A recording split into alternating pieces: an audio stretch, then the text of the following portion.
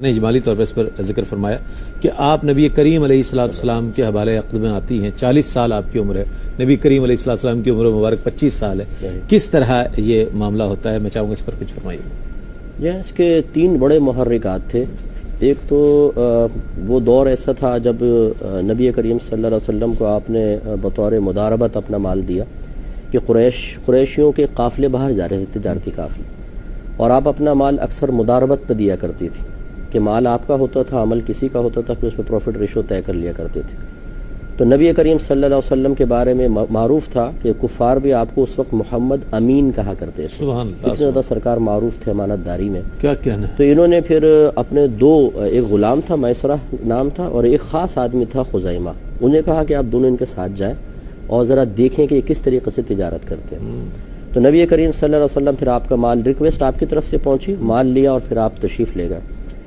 تو ایک تو یہ دیانت دارانہ طریقے سے سرکار صلی اللہ علیہ وسلم کا تجارت کرنا اور بہترین انداز اختیار کرنا، اور اس کی اتنی برکت حاصل ہونا کہ پہلے سے کہیں زیادہ نفع ہوا، بلکہ جو آپ کے ساتھ گئے تھے عام لوگ ان کو بھی اللہ نے نفع سے نوازا، یہ خبر آپ تک پہنچی، اس سے آپ کے دل میں تحریک پیدا ہوئی۔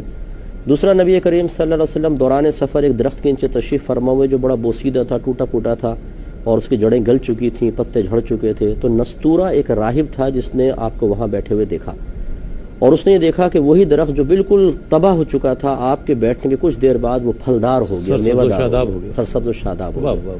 تو وہ اپنی جو اس کی کتابیں تھیں خاندانی وہ لے کر آیا، اور اس میں آپ کی نشانیاں دیکھتا تھا اور کہتا تھا کہ آپ وہی نبی ہیں جن کے بارے میں ہمیں خبر دی گئی ہے۔ تو کیونکہ ساتھی دیکھ رہے تھے تو یہ خبر بھی پھر آپ تک پہنچی، یہ چیزیں بھی مشاہدات میں آئیں۔ جی ہاں۔ تیسرا یہ کہ جب سرکار صلی اللہ علیہ وسلم واپس تشریف لائے ہیں تو آپ بالا خانے پہ سہیلیوں کے ساتھ بیٹھی ہوئی تھیں۔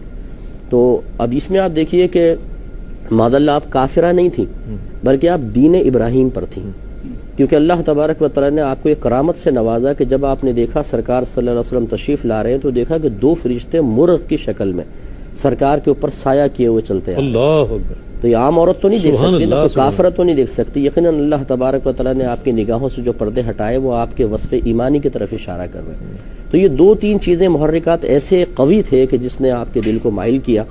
تو پھر آپ نے ایک عورت کو خاص سرکار کے پاس بھیجا کہ ذرا ان کی مرضی پہلے معلوم کریں۔ تو اس نے کہا کہ میں یہ کام کرتی ہوں۔ اس نے جا کے پھر سرکار سے کہا آپ شادی کیوں نہیں کر لیتے؟ سرکار نے فرمایا میں بھی اپنے پاس مال نہیں پاتا ہوں۔ اس نے کہا اگر کوئی ایسی خاتون ہو جو بہت مالدار ہوں اور آپ کو بہت چاہتی ہوں تو؟ سرکار نے فرمایا کہ ایسا ہو تو اچھی بات ہے۔ تو انہوں نے کہا کہ اگر آپ کہیں تو میں بات کرتی ہوں۔ سرکار نے فرمایا تمہاری مرضی ہے۔ انہوں نے آ کے پیغام دیا، وہ تو پہلے تیار تھیں، تو پھر فوراً آگے معاملات ہوئے، بڑوں تک پہنچے اور پھر نکاح کا معاملہ۔ کیا ہے؟ سبحان اللہ! کیا جا رہا ہے؟ مفتی صاحب فرمائے گا آپ کے وصال پر نبی کریم علیہ السلام نے کس طرح خراج تحسین پیش کیا آپ کی زندگی کو، اور کیا دعا فرمائی، اور ان کی زندگی کیا پیغام دیتی ہے آج کی خواتین کے لیے؟ جی دیکھیں، جس سے بہت زیادہ جذباتی وابستگی ہو تو یقیناً اس کی جدائی سے قلب پر غم تو طاری ہوتا ہے، اور یہ جو عام لوگ یہ سمجھتے ہیں کہ شاید انبیاء علیہ السلام، صحابہ کرام، اولیاء اعظام یہ بالکل فطرت سے خالی ہوتے ہیں، عام لوگوں سے بالکل جداگانہ ہوتے ہیں، ایسا نہیں ہوتا ہے۔ یہ فضائل اور کمالات کے اعتبار سے یقیناً اور کمال انسانی میں عام لوگوں سے بہت بلند و بالا ہوتے ہیں، لیکن ان کے ساتھ بھی وہی جذبات ہیں، فیلنگز وہی ہیں ان کی۔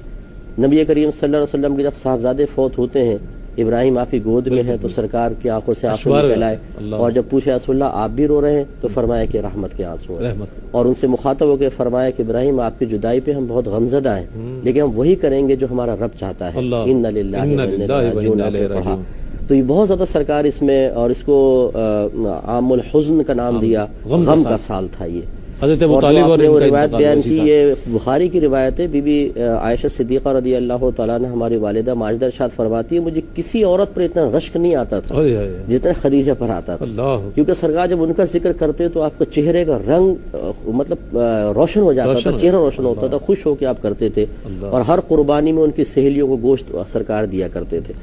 ہماری جو بہنیں ہیں ان کے لیے میں خصوصی طور پہ گزارش کرتا ہوں کہ پہلا سبق تو یہ ہے کہ ہماری بہنیں اپنے مستقبل کے سلسلے میں کبھی بھی اس انداز سے مطمئن نہ ہوں کہ مختلف سہاروں کو دیکھ کے سوچے کہ سہارے دائمی طور پہ رہیں گے۔